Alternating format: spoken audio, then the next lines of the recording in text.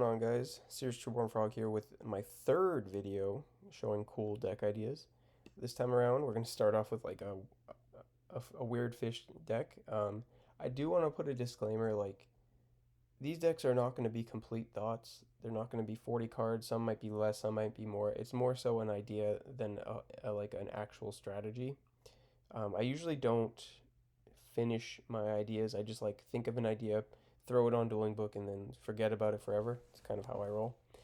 But I like to keep them on Dueling Book to like remember the cool ideas. Maybe go back to them someday. But as I do these videos, I'm deleting the deck. So what am I saying? Anyway, the strategy here is going to be kind of like Fish Depth Charge is a chainable trap that lets you draw, and Common Charity is a chainable trap that lets you draw. So this is going to be like a fish combo deck that gets to draw a lot. It doesn't even have to be fish. Like, it mostly just has to be like normal monsters. Like, I don't even remember why this Neos is here. Why is this here? I couldn't. I built this deck like half a year ago, probably, or maybe a year ago. Um, but yeah, the idea was like taking a chamber and strategy and incorporating it into a combo deck so that you could like draw a lot of cards and then set up your combo.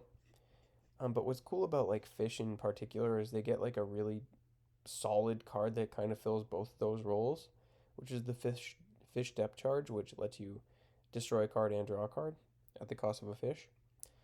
You also get to run Common Charity, which already had synergy with seven colored fish, but like obviously this deck in particular is can't really do much.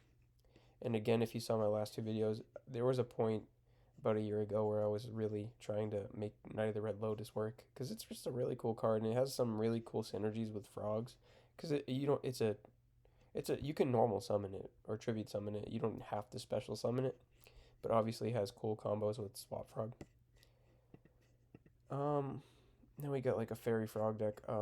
Cool card is Angel 07. Really cool card. Your no effects can be activated. Like, that's strong.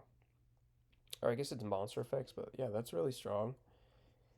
I mean, I guess the idea here is like not necessarily to spam out a Christie, but maybe just tribute summon it and let it stick in. But maybe you could incorporate just like three Angel, three Nova Summoner, and like have two strategies where you could either frog out your Christia or you could Nova Summoner it. I don't think this is the worst idea. All right, now this is a cool deck, which I believe his name is Pana something. The guy who made like the virus deck.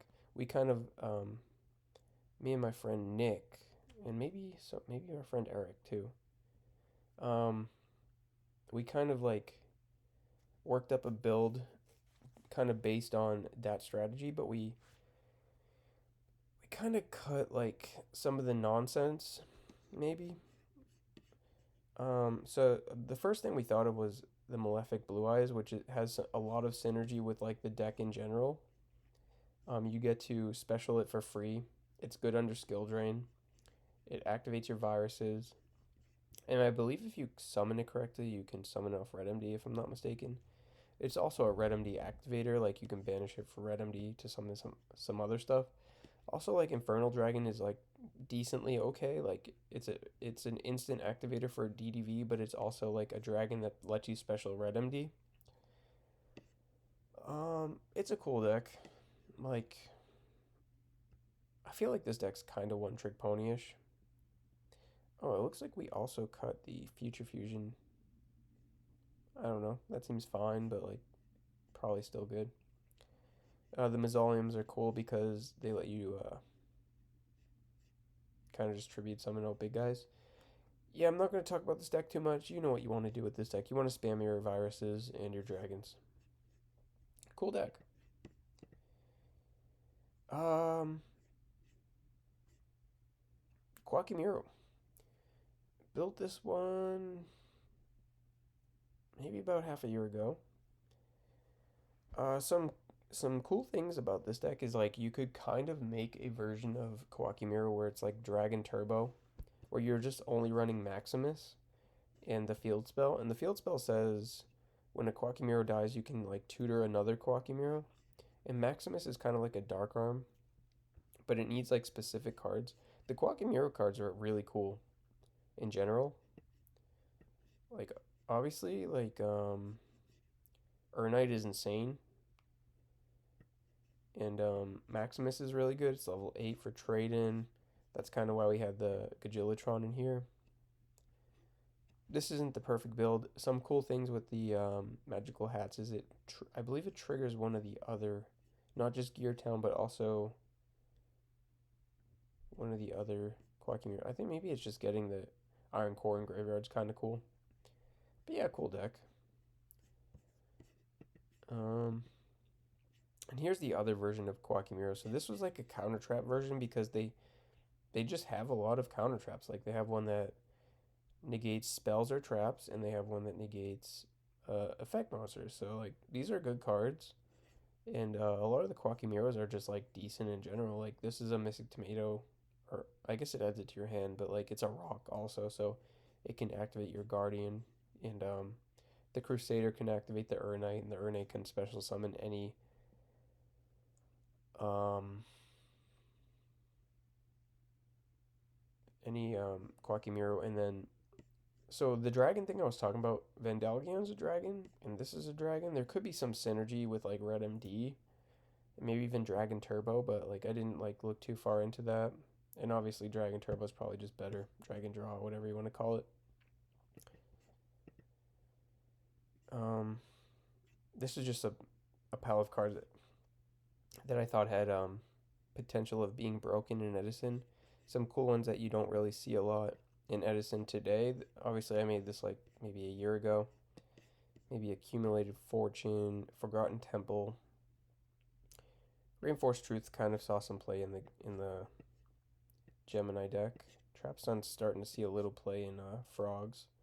Overwhelmed doesn't see play. The aliens don't see play. Treacherous sees some play in Frogs. This sees some play. This sees some play. Excuse me. The Limit Reverse is a cool card. Cry Havoc is like a bad ultimate offering. Although it attacks, doesn't really see play. Gemini, Nurse Reficule, no play. Melcat could definitely see some more play. Ninjas are cool. Final Countdown, I hope it never see play. Yeah, that's about done with that. Alright, Dorato. So I have an all type cube, all attribute also. And we had this card in my cube for a while, but like it didn't end up being good enough because we ended up making a rule where you have to have one of each type rather than one monster as all types. But anyway, Dorato is like not a good card. The only thing going for it is that it's a level 3 for your Jin releaser. But like obviously, oh, I guess it's an honest target too. But Furin Kazan's like a crazy card in combination with Dorato. Like this card can do everything. Like it can destroy all your opponent's monsters, can destroy all their spells and traps. So that's Raigeki or Heavy Storm, or Raigeki or Feather Duster in trap form. Or you can discard 2 random cards. So that's like a better Delinquent Duo in trap form, or you can better Pot of Greed in trap form. So really cool card. This is obviously half a deck, but like cool strategy. I think I saw a Tengu. It like did okay in a Tengu deck. I guess that makes sense because Tour Guide can get Jin maybe. This is a Twilight Sworn deck, like nothing crazy. I think Phantom of Chaos Dark Arm is cool. That's about it. This is a cool deck. So this deck wants to cheese your opponent, obviously. There is a combo where you could. So initially, I had the Athena because you could do the Honest combo with Ultimate Offering. I had um, Ultimate Offering and Honest. So this is a 3-card combo that beats your opponent. If you have Athena plus Ultimate Offering, you can pay 500, summon Honest. Your opponent takes 600, and then you can just bounce the Honest, Ultimate Offering the Honest. They take 600. That's one combo. Another combo is you can just like summon the world and hope it hits. You could also use the field spell to guarantee it hits, I believe. And that's going to give you another turn if you sacrifice like 2 monsters. You could also just like Valhalla alt your Christia and cheese the game that way. You can also special summon Iados without the Valhalla, and Iados is a fairy, so it has some synergy. Cool little cheese deck. Like nothing too crazy with this deck, but it is a cool deck. Like it's probably super fun to play with your friends and make them angry.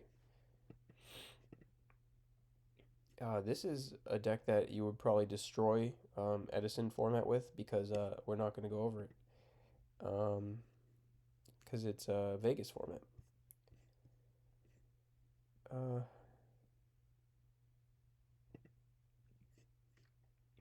this is kind of like my take on the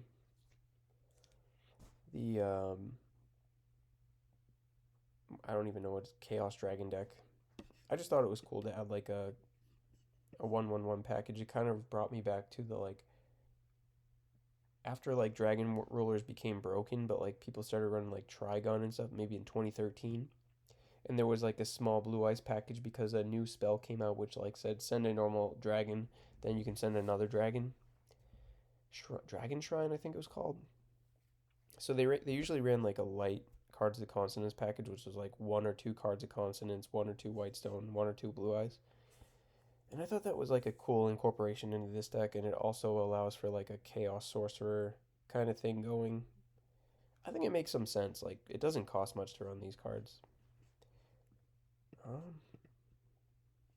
and then this is just like another Christia Gardeniatos idea. Pretty much the same thing. This is like a Chain Link deck, which like kind of tries to scrub raid